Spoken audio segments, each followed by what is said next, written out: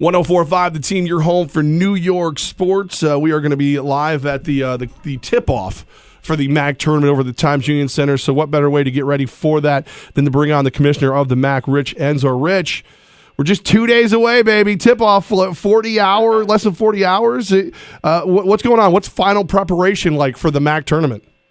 Well, the first thing we had to do was order extra mac and cheese, knowing you guys were Rich gets me. But beyond that, we're looking forward to another great season, culminating down here at the tournament. What a year we've had. Going into the season, Monmouth was certainly a favorite, and they've helped serve, but. Beyond Monmouth, St. Peter's, Ryder, Iona, these are teams, including Siena locally, that are all in the mix for, postseason opportunity here if they can put 3 games together and get to Monday night and take that trophy home. So the men's side is very deep and I think fairly unpredictable, other than saying Monmouth has been consistent and has been on a long winning streak since mid-January. On the women's side, again, Quinnipiac is a solid number one. But we have teams in there, including Siena, but I think in particular Ryder, what the job Lynn Milligan has done there, getting them positioned for postseason is really a major accomplishment. I think she was picked in the bottom 2 or 3 of the league in the preseason poll by the coaches, and here she is right at the top with Quinnipiac. So, interesting year, and I think it's going to be a great tournament because of that parity that exists in that middle group of schools. It feels like an incredible undertaking because tip-off for the tournament starts as early as 9:30 on Thursday with Niagara versus Canisius and the women's side of it. And this is an all-day tournament. What goes into having this almost 12-hour-long event there at the Times Union Center? Well, a lot of preparation goes in. We've been planning the tournament since late August. We're up there regularly working with our partners at the arena and the Albany Convention and Visitors Bureau that supports us on the hotels and the activities in the community. So a lot of moving pieces and a lot of planning. The actual games themselves, once they start running well, it's a long day for the staff. For each individual school, it's that 2-hour game that they're focused on. And while the rest is all going on, you don't have to worry about them being ready for the game. Whether you're playing at 6 a.m. or, 1 a.m., teams come ready to play. And we see that in the NCAA tournament, too, because you'll see all kinds of crazy times with the NCAAs. We're hosting up in Buffalo in a couple of weeks, and we're going to have at noon. So certainly it's not regular season, and everybody's ready. Rich Ensor with us. What they're getting into. Oh, sorry, Rich. It's Commissioner of the MAC, Rich Ensor, with us right now. Levack and Gaz 104.5 The Team. So, Rich, the MAC is traditionally labeled as a one-bid league. I've been sitting here and I've been thinking about it. Tell me if I'm crazy. Let's say, I don't know, Siena plays Monmouth in the championship game. They go to double overtime. Siena edges them out. Is there a chance that we could get 2 bids out of the MAC this year?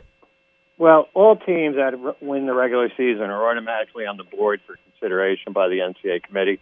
I know that because I was on the women's committee for 5 years. It's the same process.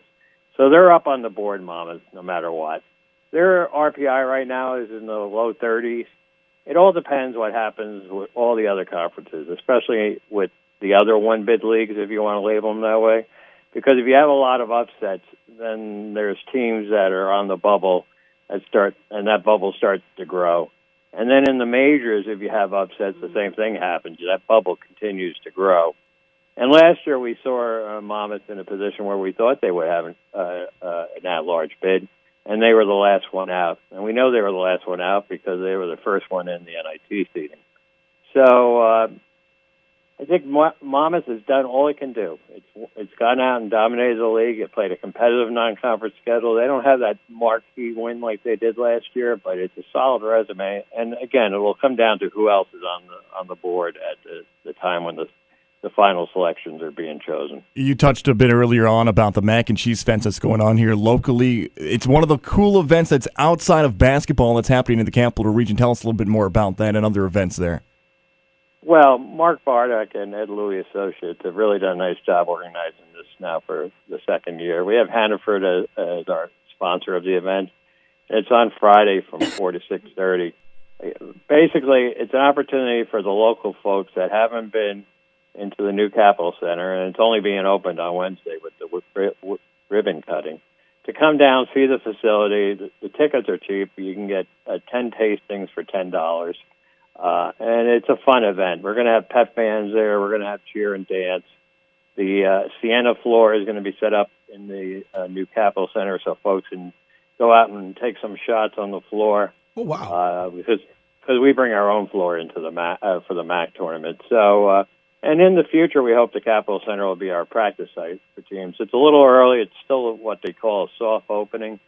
But I think the fans will have a great time. And the food that's being served is great. I mean, we saw last year, any combination of mac and cheese you can think of by the best restaurants in the Capital District are being prepared there. And I think folks will have fun, and they get to vote on who the best mac and cheese is, so that's always important for the local eateries.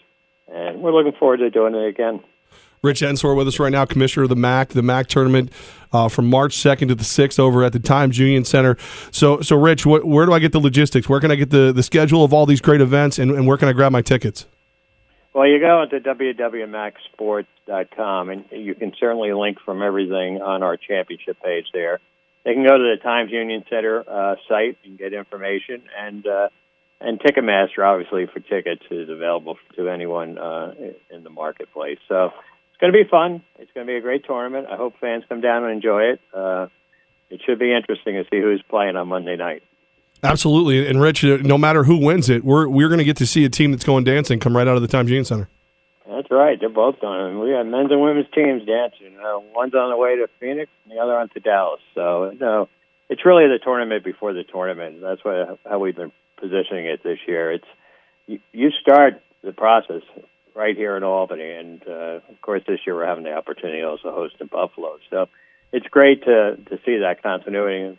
I hope sometime in the near future we get the NCAAs back to the Times Union Center. We've been working hard trying to get a bid accepted. The building's a little small compared to others, but it's a great fan base, and we think it should be rewarded. So hopefully the NCAA will come through on that. We know we have the regionals coming up on women's, but we'd like to get the men's back as well.